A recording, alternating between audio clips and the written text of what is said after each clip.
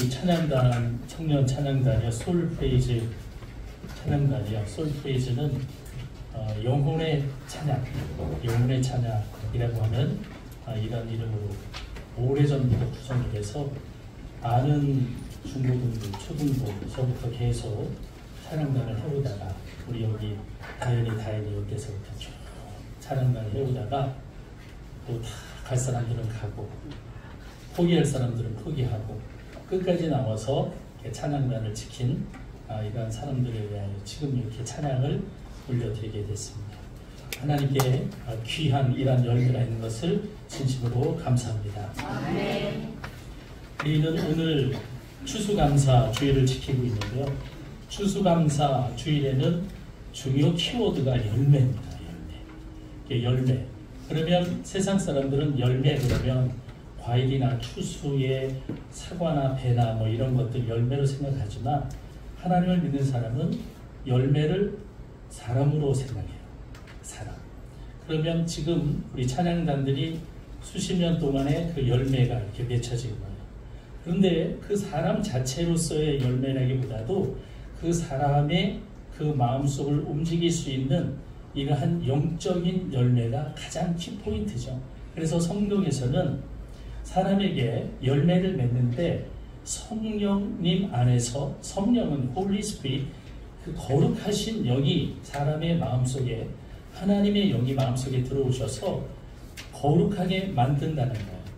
우리나라 예전에도 조선시대 보면 부모님들이라도 왕에게 뭐 고종아 아니면 뭐 세종아 이렇게 안 불러요. 왕에게 극진하게 이렇게 존칭을 하죠. 그것은 그만큼의 인격이 형성이 되는 건데요. 그 성령께서도 이러한 인격을 점점 그러니까 그것을 알지는 못하지만 성령님께서 우리의 인격을 성숙하게 하시고 하나님을 닮아가고 예수님을 닮아가게 하신다 라고 하는 것을 알 수가 있습니다. 할렐루야. 그래서 사람들마다 그 안에 있는 그 열매가 성령의 열매는 사랑과 희락과 화평과 온유와 자비와 양선과 충성과 절제 이런 것들이요. 사랑 9가지의 열매가 한 세트인데요. 성령을 받으면 하나님의 영을 받으면 이 9가지 세트가 한꺼번에 오게 되어 있습니다. 어떤 사람은 사랑을 하는데 온유는 안 해. 어떤 사람은 절제는 하는데 사랑을 못해. 이런 게 아니에요. 성령님을 받으면 그 열매가 성령의 열매가 통째로 포도송이의 한 세트가 이렇게 포도 하나가 아니라 하나가 열매를 맺듯이 성령님이 오시면 우리 안에 이런 열매가 가득하게 맺히게 될 줄을 믿습니다. 오늘 여기에 참여한 모든 분들도 성령의 열매가 내가 맺고 싶어서 맺는 게 아니라 그냥 하나님의 말씀을 듣고 믿고 읽고 그것을 받아들이면 나도 모르는 사이에 열매가 주렁주렁 맺힐 줄 믿습니다. 그래서 우리가 이렇게 드리는 것이 예배인데 저희 아버님 일정 시대 관동군으로 계실 때 아주 그 훈련을 세게 받으셨는데 그 국사책에 나오는 역사책에도 이렇게 관동군들 그 흑백 사진 아버님이 그렇게 사진도 있고 그러는데요. 예전에 들었던 기억에 군대에서 차렷이라고 하는 자세가 뭔지 아냐? 차렷? 뭐 차렷이죠. 뭐 차렷. 차렷 그러면 이 자세는 이렇게 서 있다가 벌이 윙 날아서 팡 쏴도 가만히 있는 게 차렷이 되는 거예요. 군에서는 일본 관동군의 차렷은 그래서 벌을 이렇게 날리나 봐요. 요새는 벌침도 맞잖아요. 근데 이게 벌을 쭉 날리면 벌이 와서 딱 쏘더라도 이게 차렷이 되는 거예요. 이게 가능하겠어요? 그래서 저는 그걸 생각할 때마다 하나님 앞에 예배 드리는 것은 차렷 자세다. 어떠한 이러한 막 어지럽게 하고 힘들게 하는 게 오더라도 가지가지 생각이 온다 해도 차렷 내 마음과 뜻과 영혼을 하나님께로 고정시키는 픽스시키는 이러한 것이 예배인 줄 믿습니다. 얼마 전에 이 부천 남지방 28개 교회가 모여서 연합 예배를 드렸어요. 예배를 드렸는데 그 중에 강사 목사님이 서철 목사님이에요. 저와 성만 달라요. 서철 목사님이 강의를 하셨는데, 이 붕괴를 하셨는데, 이분이 동대문 교회가 지금은 그 자리가 이제 시에서 다른 거를 세운다고 해서 1890년에 세워졌던 그 동대문 교회가 허물어졌어요. 터만 남아있는데 그 터에 10년 넘게 80, 90된 할아버지 할머니들이 모여서 눈이 오나 비가 오나 예배를 드렸다는 거예요. 지금도 드리고 계시네요. 근데 거기에서 비가 와도 우산을 씌워준다고 해도 비 오면 비 오는 대로 우산 쓰지 말라. 그리고 우리는 비 오면 비 오는 대로 예배를 드려야 돼. 하나님 앞에 예배는 소중한 것이고 생명을 드리는 것과 같다. 라고 하는 경건한 예배를 이렇게 드린다라는 걸 들을 때 마음이 찡하더라. 그렇게 예배를 그런 생명을 다하여 예배를 드리는구나. 이렇게 될 때에 차렷이라고 하는 이런 예배를 드릴 때에 나도 모르는 사이에 이 하나님의 말씀을 들을 때 성령님께서 우리 안에 들어오셔서 우리의 영을, 우리의 마음을 새롭게 하시고 사랑, 희락, 화평, 오래 참은 자비, 양선, 충성, 온유, 절제 이런 것들이 우리 안에 아름다운 열매로 맺게 되는 줄 믿습니다. 여러분 입양하는 경우, 우리나라는 입양하는 경우가 맞는지 어쩐지 모르겠는데 입양하는 부모에는 두 경우가 있어요. 입양한 사실을 자식에게 알리는 부모가 있고요. 또 하나는 죽을 때까지 입양한 사실을 알리지 않는 경우가 있습니다. 물론 입양한 사실을 자녀에게 알리는 시기가 어릴 때 알려주는 부모도 있고요. 다 커서 성인이 됐을 때 알려주는 사람도 있습니다. 그런데 입양했다는 사실을 죽을 때까지 알려주지 않으면 그 자녀는 자기가 입양됐다는 것을 알 수가 없겠죠. 친부모인 줄만 알고 사는 거예요. 평생토록. 그렇다면 입양된 자녀는 이게 거짓을 참으로 알고 살았던 사람이기 때문에 이거 죄를 짓고 산 거 아니야? 라고 의문을 제기할 수가 있지 않겠어요? 자기가 몰랐으니까 죄는 아닌 게 아니지. 입양한 사람이 안 알려줬으니까 그게 죄겠지. 또 어떤 사람은 아니야. 입양을 시킨 아기를 나놓고 입양을 시킨 부모가 죄가 많겠지.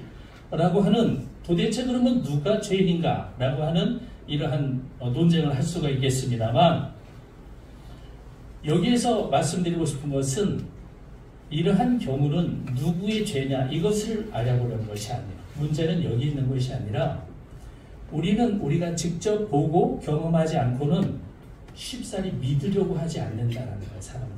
자기가 보고 경험을 해야 믿는다는 거예요. 그러나 의외로 직접 보고 듣고 경험하지 않아도 쉽사리 믿는 경우가 또 있어요. 입양된 자녀는 죽을 때까지 입양된 사실을 모른다면 자신을 키워준 부모가 친부모인지 아닌지 의심조차 하지 않을 거예요. 그렇지 않겠습니까? 그런 걸 못 의심하겠어요? 평생 친부모로 믿는 거예요. 이는 사실을 믿는 게 아니고 뭘 믿는 거냐면 관계를 믿는 거예요. 부모 자식의 관계를 믿고 있는 거죠. 그러나 의외로 이 사실을 근거로 믿으려고 하는 사람들이 많아요. 나는 사실만 믿고 본 것만 믿어 라고 하는 사람들이 있어요. 그런데 입양된 자녀가 사실을 근거로 믿는 성향을 가진 사람이라 한다 할지라도 자기를 키워준 부모가 친부모인지 아닌지 그 사실을 확인해보고 믿지는 않아요. 그 사람이 사실 여부를 늘 확인하고 믿는 사람이라고 해도 내 부모가 친부모인지 확인하고 믿지는 않아요. 성향이 그렇다 해도 왜 그렇습니까? 어릴 적부터 키워준 부모와의 관계 때문에 그 관계를 믿는 거예요. 사실을 믿는 게 아니라 관계를 믿는 거예요. 이와 같이 이 세상을 살다 보면 사실을 확인하고 믿을 수 없는 경우가 많습니다. 나는 매우 지혜롭고 매우 똑똑하기 때문에 근거한 것만 믿는다고 하지만 혹 자신도 입양된 자녀인데 부모가 말해주지 않았을 수도 있는 거예요. 그렇다고 해서 또 여러분 가가지고 부모 진짜인가 막 확인하고 다니면 안 되죠. 여러분 내 똑똑함과 지혜로움이 누군가가 진실을 가르쳐주지 않는다면 그거 아무짝에 쓸모없어요. 내가 지혜롭고 똑똑해도 그 뭐 자기가 어떻게 알려주잖아. 이것처럼 우리는 사실이 아닌 것을 사실인 것처럼 믿고 살아온 세월이 많습니다. 역사라고 하는 것은 전쟁에서 이긴 나라가 쓰는 게 역사예요. 그래서 후손들은 승자가 기록한 역사를 배우게 됩니다. 거짓이 많겠죠. 승자 위주로 썼기 때문에. 그래서 마치 입양된 자녀가 자신의 존재를 모르고 살듯이 승자에 의하여 기록된 역사를 배우는 것이 매우 똑똑하고 지혜롭고 그렇게 산다라고 착각하며 사람들은 사는 것입니다. 결국 자기가 하나씩 확인해 가면서 진실인 것만을 믿으며 살 것이라고 생각한다면 불가능합니다.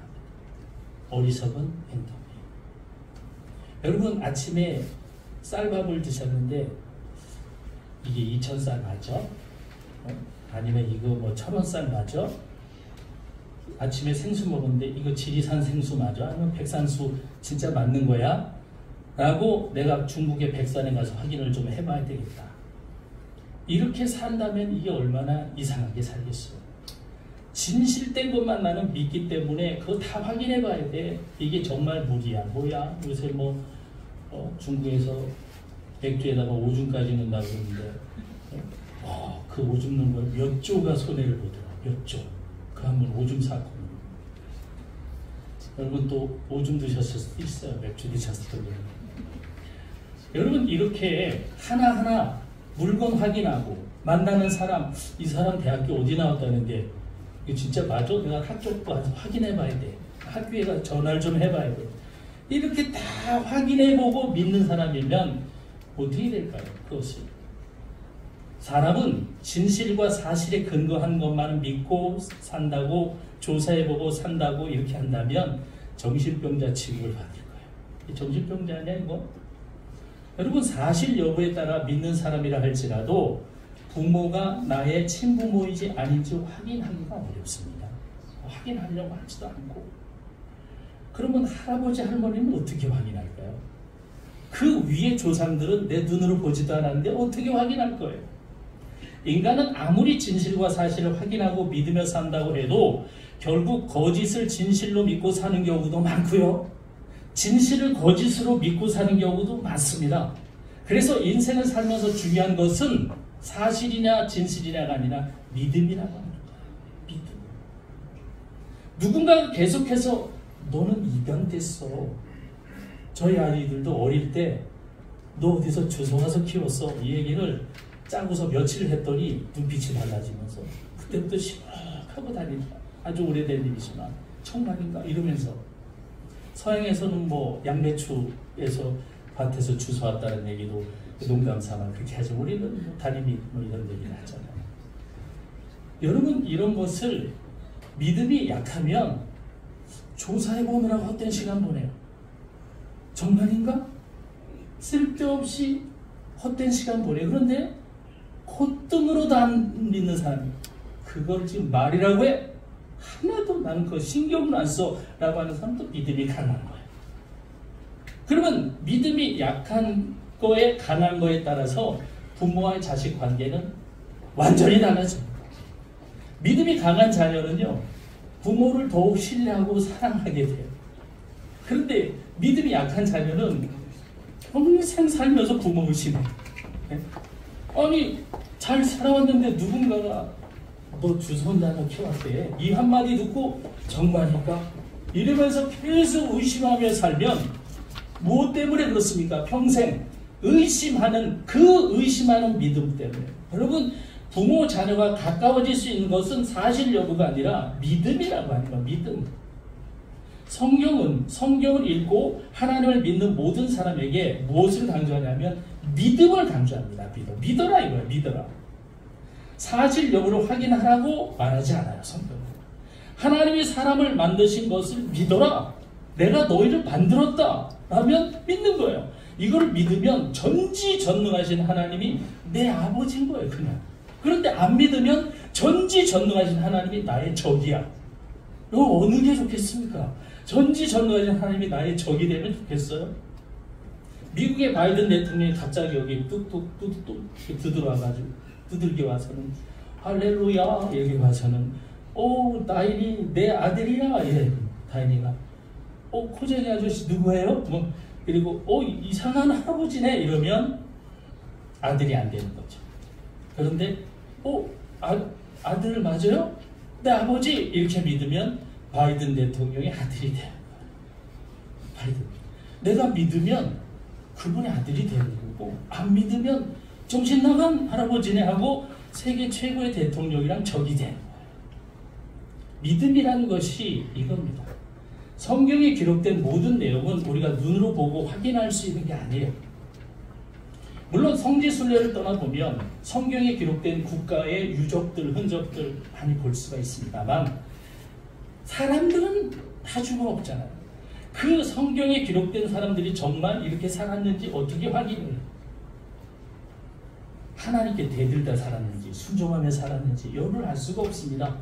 단지 우리가 확인할 수 있는 것은 하나님 말씀에 순종했던 후손들은 복을 받고 잘 살고 있고 하나님 말씀에 불순종하고 대적했던 후손들은 비참한 인생을 살고 있다는 거예요. 지금 팔레스타인과 이스라엘처럼 팔레스타인이 블레셋인데 하나님을 합니다. 이스라엘은 대들기도 하고 그랬지만 하나님 말씀에 순종하며 떠돌이 2000년을 국가는 없었는데 민족은 있었단 말이에요. 하나님을 믿은 백성입니다. 여러분 우리는 믿음의 여부에 따라 자신의 조상이 원수기도 될 수 있어요. 네? 진화로 믿으면 자기의 조상이 원수기로 믿는 거예요. 또는 성경에서 말씀하는 위대한 인물이 믿음 여부에 따라 내 조상이 되는 거예요. 아브라함의 조상이 되고 다윗의 조상이 되는 거예요. 무엇을 믿느냐에 따라서 인생은 너무 달라집니다. 그래서 성경은 하나님은 우리를 만드시고 우리의 아버지는 하나님이다. 이것을 뭐하라? 믿으라. 어디다 읽을까요? 믿으라. 여러분 오늘 읽은 성경 말씀은 하나님이 처음으로 인류 최초의 조상 아담 하와에게 불순종하는 것으로 인하여 아담과 하와를 만드셨는데 아담과 하와가 하나님께 되도록 불순종해 라고 하는 이 과정이 죄다. 죄라고 하는 과정을 오늘 말씀하고 있는 죄가 들어오게 된 배경입니다. 하나님이 따먹지 마 이 열매를 라고 했으면 안 먹으면 될 거 아니야. 그런데 먹습니다. 따먹습니다. 하나님 앞에 불려와. 그래서 하나님이 추궁합니다. 야, 너 왜 먹었어 하와야? 했더니 아담아 너 왜 먹었어? 하와가 먹으라고 했어. 하와야 넌 왜 먹었어? 뱀이 먹으라고 했어. 이렇게 계속 핑계를 대는 거예요. 그래 뱀아 일로 와봐. 너 왜 먹으라 그랬어? 하면서 뱀에게 하나님이 저주를 내리십니다. 그 저주가 오늘 15절 말씀입니다. 내가 너로 여자와 원수가 되게 하고 내 원수도 여자의 후손과 원수가 되게 하리니 여자의 후손은 네 머리를 상하게 하고 너는 그의 발꿈치를 상하게 할 것이다. 여러분 이게 저주인지 뭔지 이상하죠? 이것이 이 뱀에 대한 하나님의 저주예요. 말씀드려볼게요. 뱀은 사탄 마귀를 얘기해요. 악이에요. 악. 사탄 마귀의 하는 일은 뭔지 아세요? 죽이는 일, 뺏는 일, 거짓말하는 일, 멸망하게 하는 일이에요. 이게 사탄 마귀 뱀의 상징이죠. 또 이래요. 보이는 실체가 아니고요. 보이지 않는 영이에요. 영이 돼서 사람의 마음속에 들어가서 하나님과 대적하는 자예요. 그리고 뺏고 죽이고 멸망하고 망가뜨리게 하는 것 역할이 마귀 사탄 이 뱀이 하는 일이에요. 그런데 그 후손이 여자의 후손과 원수가 된다. 이게 벌이에요. 이게 무슨 말씀이냐? 악한 영의 후손은 예수님을 십자가에 못 박혀 죽인 사람들이 바로 뱀의 후손. 뱀의 후손. 그러면 악한 영이 사람의 마음을 조종해서 예수님을 십자가에 못 박아 죽게 한 거예요. 이게 뭐예요? 뱀의 후손이에요. 그러면 예수님을 십자가에 못 박은 사람들은 뭡니까? 그 뱀의 후손들이 악한 영의 지배를 받아서 그런 짓을 한 거예요. 이 사건을 오늘 15절에서는 너는 그의 발꿈치를 상하게 할 것이다 이렇게 말씀합니다. 발꿈치를 상하게 한다는 것은 예수님의 손과 발에 못을 박는 일을 말해요. 그렇기 때문에 여자의 후손은 누구예요? 예수님. 그 예수님과 마귀는 원수다 이런 얘기예요. 그러면 여자의 후손은 예수님인데 여자의 후손이 내 머리를 상하게 한다. 이거는 뭐예요? 예수님이 마귀 사탄의 그 머리를 박살낸다는 얘기예요. 그게 무슨 말이에요? 악한 영에게 예수님이 십자가의 죽음으로 승리하신다 이거예요. 승리란 얘기는 죽었지만 다시 살아난다. 마귀가 십자가에 못 박혀 예수님을 죽였지만 다시 살아난다. 부활. 그래서 부활은 승리인 줄을 믿습니다. 우리는 이것을 믿는 거예요. 그 다음에 너는 그런 저주를 받아. 그리고 다음은 하와를 불러요. 여자를 불러서 내가 임신하는 고통을 크게 더하리니 내가 수고하고 자식을 낳을 것이고 너는 남편을 원하고 남편은 너를 다스릴 것이다. 이런 벌을 내리세요. 하나님. 여러분 근데 이게 벌인 것 같지만 잘 들어보면 벌이 아니고요. 복이에요. 복을 주십니다. 하나님이 사람에게 복을 주십니다. 창세기 1장에 복을 주시면서 내가 너에게 명령한 것을 이 복을 가지고 잘 지켜라 라는 말씀을 주시는데 이거예요. 창세기 1장 28절에 하나님이 그들에게 복을 주시며 그들에게 이르시되 생육하고 번성하여 땅에 충만하라. 땅을 정복하라. 바다 물고기와 하늘의 새와 땅에 움직이는 모든 생물을 다스리라. 이 명령을 주셨어요.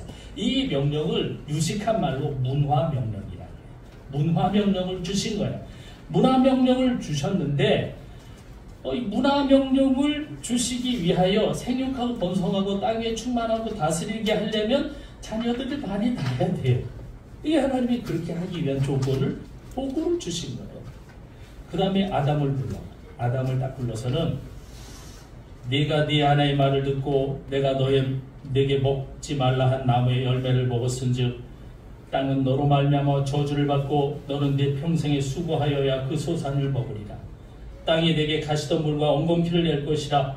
내가 먹을 것은 밭의 채소인즉 내가 흙으로 돌아갈 때까지 얼굴에 땀을 흘려야 먹을 것이니 네가 그것에서 취함을 입었음이라. 너는 흙이니 흙으로 돌아갈 것이니라.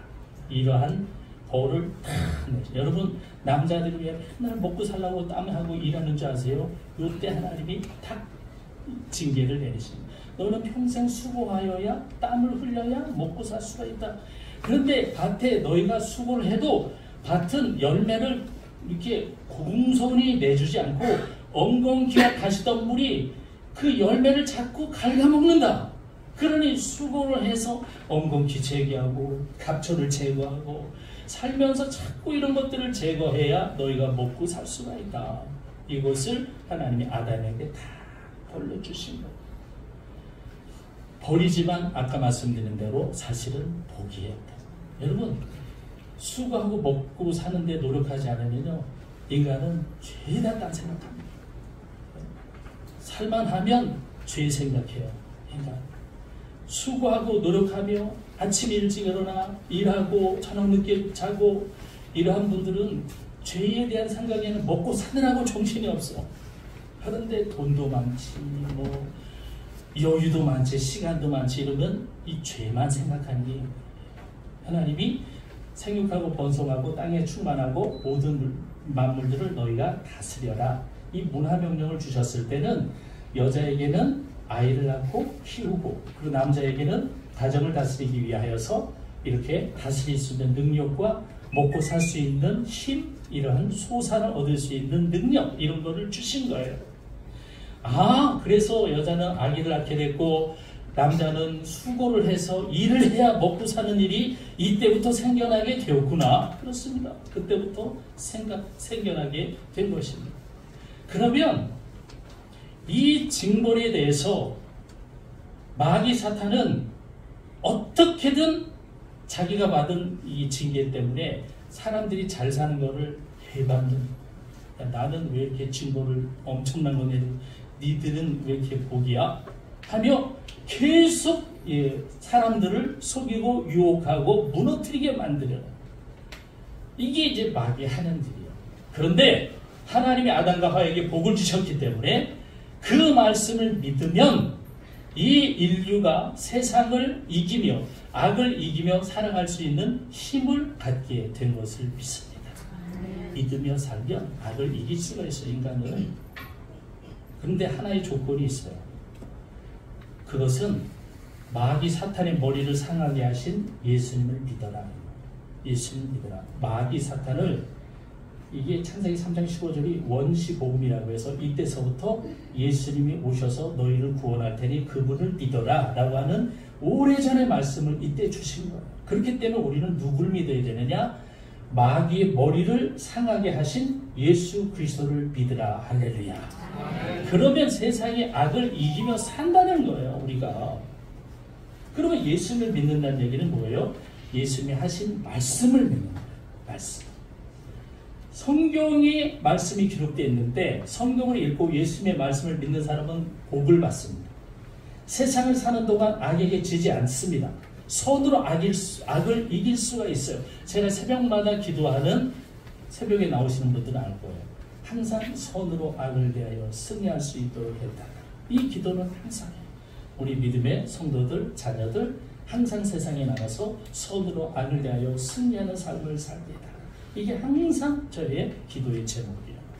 여러분, 세상 사는 동안 하나님은 이렇게 복을 주셨는데 한 가지 약속을 더불어서 지키셨어요. 어떤 약속이냐면 너희가 선악과 선악을 알게 하는 나무의 열매를 먹으면 반드시 죽으리라. 이 약속을 하셨단 말이에요. 먹었으니까 어떻게 돼요? 인간은 반드시 죽게 된 거예요. 이때부터 죽음이 온 겁니다.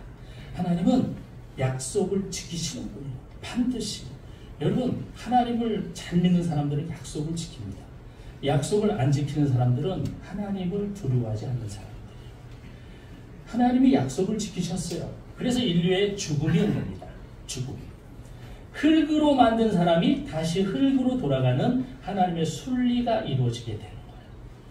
여러분, 이제 요새는 전부 장례할 때 이게 다 태워가지고 뼈가루 갈아가지고 많이 갈아주세요 이러면 분골이고, 조금 갈아주세요 이러면은 그냥 이렇게 유골이에요. 분골 빡빡 갈아주세요 그러면 정말 한 줌이 딱 나와요. 사람이 딱 하면 한 줌이 딱 나옵니다. 사람이 이렇게. 그 예전에는 어떻게 하냐면 매장할 때는 관을 묶고 삽을 한 삽을 탁 풀면 목사님이 가운을 입고 한 삽에 있는 흙을 잡아서 흙으로부터 왔으니 흙으로 돌아갈지어다 하면 위에다가 쫙 관 위에다 뿌려요. 그리고 장랑 가서 한 삽을 올리세요. 그럼 장랑이 가서 이 삽으로 흙을 덮을 때 이 아마 눈물바다가 되죠. 예전에 그 장례가 이렇게 엄숙했어요. 근데 지금은 뼈가루 이렇게 분골 유골을 하기 때문에 장례 예식이 좀 달라졌지만 인간은 흙으로 와서 흙으로 갑니다. 그런데 여기서 흙으로 왔다라고 하는 처음에 흙이라고 하는 뜻은 히브리 말로 먼지란 뜻이에요. 먼지, 티끌. 너희는 먼지와 티끌에서 와서 뒤에 오는 흙이라고 하는 이 히브리어 단어는 흙이라는 단어와 랜드, 땅이라고 하는 단어. 그럼 너희가 흙에서, 먼지에서 와서 땅의 흙으로 돌아갈 것이다. 이런 뜻이에요. 그러면 우리는 흙에서 와서 땅으로 돌아가는구나. 이게 순리예요. 진리입니다. 이 말씀 통해서 우리가 두 가지 진리를 알 수 있는데, 첫째는 나는 티끌 같은 존재구나. 나는 먼지구나. 라는 걸 아는 거예요. 두 번째는 예수님을 믿으면 영원한 하나님의 자녀가 되는구나. 죽어서도. 이거를 아는 거예요. 티끌이란 존재는 먼지 같은 존재니까 너희는 이 세상 살며 날뛰어봤자 티끌이야. 그러니 교만하지 마. 그리고 욕심내지 마. 어차피 먼지로 돌아가는 거야. 흙으로 돌아가는 거야. 탐심내지 말고 교만하지 말고 사는 거야. 요거를 알려주는 거고요. 이 진리를 깨닫는 사람은 예수님이 뱀의 후손의 머리를 상하게 하신 예수님을 믿으면 영원한 하나님의 자녀가 되는 것이다 라고 하는 이 두 번째 진리도 동시에 깨닫게 되는 거예요. 여러분, 믿음이란 것은 서두에 말씀드린 것처럼 내가 믿고 싶어 라고 해서 믿어지는 게 아니에요. 십자가에서 악을 이기신 예수님을 믿고 있다면 여러분, 내가 지금 하나님을 믿어, 예수님을 믿고 있어 이러면 하나님께 선택받은 사람이에요. 그게 증거예요. 왜? 내가 믿고 싶다고 믿는 게 아니에요. 그래서 이 자리에 참석하신 여러분은 티끌과 같은 수많은 사람들 중에서 하나님의 특별하신 선택을 받은 복이 있는 사람인 줄 믿습니다. 구원의 자녀가 된 거예요. 내가 믿고 싶다고 믿어지는 게 아니기 때문에 내가 믿어줘서 오는 거지, 난 안 믿는데 거기 왜 가? 이런 게 아니에요. 믿어지니까 옵니다. 그것은 선택을 받았다. 하나님의 택정함을 받았다. 믿음의 사람들은 소중합니다. 이 땅에서 육체의 생명만 소중한 것이 아니라 하나님 나라에 영원히 사는 그 영원의 생명도 소중하다는 것을 알아요. 이게 하나님 믿는 사람들이에요. 그래서 그리스도인은 그렇게 열심히 믿어야 돼요. 열심히 믿어요. 왜 그렇게 예수님 믿어야 된다고 그렇게 외치고 다니는 거야, 정치병자들처럼. 하나님 나라에 영원한 생명이 있다는 걸 알려주고 싶어서 그래요. 죽기 전까지 생명이 다할 때까지가 생명이 아니고요. 죽음 이후에 영원한 생명이 더 소중한 것을 믿기 때문에 이게 정신병자처럼 예수님 믿어야 돼요. 예수님 이러는 거예요. 우리가 이렇게 100명 초청 단체 했는데 여러분 100명이 됐냐 안 됐냐 이게 수 세고 이런 게 중요한 게 아니에요. 성경엔 다윗도 수를 세다가 하나님의 진노를 받아요. 수를 세서 그걸 따져보고 이건 하나님이 아주 싫어해요. 이렇게 100이라고 하는 거 쓰고 이런 것은 우리가 그만큼 생명의 소중함을 알고 구원이 하나님의 때가 오기 전에 우리가 한 명이라도 더 하나님 나라로 갈 수 있는 사람들을 어떻게든 인도하자. 이거를 위하는 거지. 하나 둘 셋 이거 세는 게 문제가 아니에요. 그리스도인들은 영원한 생명을 위해 모든 것을 드릴 준비가 돼 있어요. 생명까지도. 우리나라의 6.25 때 순교한 사람들의 유적지가 저 밑에 남부지방에 많습니다. 우리나라에 생명을 기꺼이 드리는 거예요. 예수님을 믿고 영원한 생명을 믿는 그리스도인들의 헌신 때문에 여러분 전 세계의 아프리카라든가 오지에 수많은 교회들이 세워졌어요. 병원이 세워지고 학교가 세워지고 생명의 소중함을 거기에서 전하고 있는 겁니다. 한때 대한민국 조선도 미개한 나라였어요.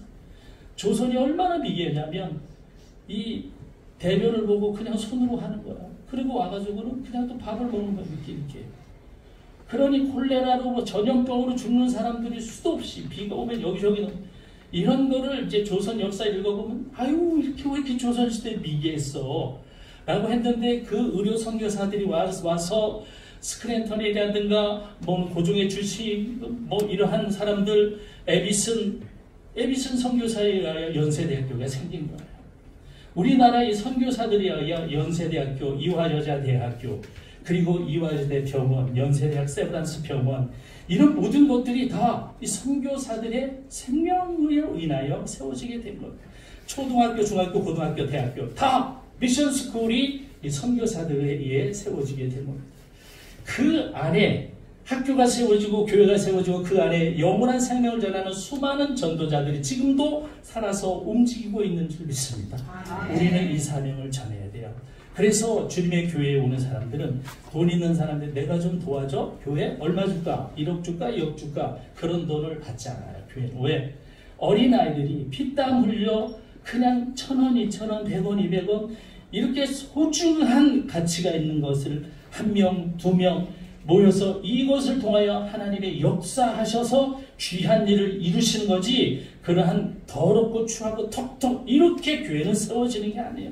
교회는 그래서 큰 규모나 이런 것이 아니라 그러한 어린아이 같은 내 생명까지 드리겠노라고 헌신하여 드리고 이런 사람들이 그것이 모여져서 거룩한 사람들이 그 교회가 만들어지고 수많은 사람들의 생명이 사는 이러한 역할을 감당하게 되는 것입니다. 오늘 말씀처럼 생명의 이 세상의 생명이 끝나면 한 줌의 재로 흩어질 육신의 생명을 위해서만 살지 말고 오늘 말씀에 따라 영원한 생명의 사람이라 한 명이라도 더 전도하며 한 명이라도 하나님 나라를 소망하고 구원받는 백성들이 많은 것을 봐야 살아야 됩니다. 어린아이, 요만한 어린아이, 우리 다인이처럼 어린아이 같은 아이가 난치의 병에 걸려서 아주 희귀한 피를 받아야 사는데 그 동생이 3살, 4살짜리 동생이 같은 혈액형이에요. 아무도 줄 수 없는데 엄마가 불러요. 얘야, 네 오빠가 죽어가고 있는데 네 피가 필요하단다. 네 피를 좀 주지 않으련? 했더니 가만히 생각을 하더래요. 한참 생각하더래요. 그랬더니 주겠다. 그러면서 이 피를 다 공급을 하는데 한참 있더니 이 아내가 눈을 뜨더니 엄마 근데 나 왜 안 죽었어? 그러더래요. 왜? 너 피를 주는 것이 죽는 건 아니야. 이 아이는 피를 주면 죽는 건 줄을 생각하는 거야. 피를 주면 죽는다. 그래서 네 오빠를 위하여 피를 주면 죽는구만. 나는 오빠를 위하여 피를 줘서 죽어야 되겠다. 요렇게 해서 피를 준 거예요. 여러분, 생명이라고 하는 것은 이렇게 귀한 어린아이와 같은 마음에 있는 이 사랑의 마음, 이런 사람들이 모여서 주님의 교회를 만들고 이 피를 기꺼이 들어서 주님의 교회를 세우려고 하는 사람들에 통하여 열매를 맺는 그런 놀라운 일을 이루는 것이 이 시대의 교회입니다. 오늘 이런 열매 맺는 아름다운 추수감사 예배가 되기를 주의 이름으로 간절히 축복합니다. 좋으신 하나님의 은혜를 감사합니다. 흙으로 와서 흙으로 돌아가는 우리의 육체 인생이지만 우리의 영은 하나님 나라에 영원히 산다고 하는 이 믿음으로 예수님 잘 믿어 영원한 구원에 참여하는 하나님의 사람들이 다 되도록 도와주옵소서. 예수님의 이름으로 기도합니다. 아멘.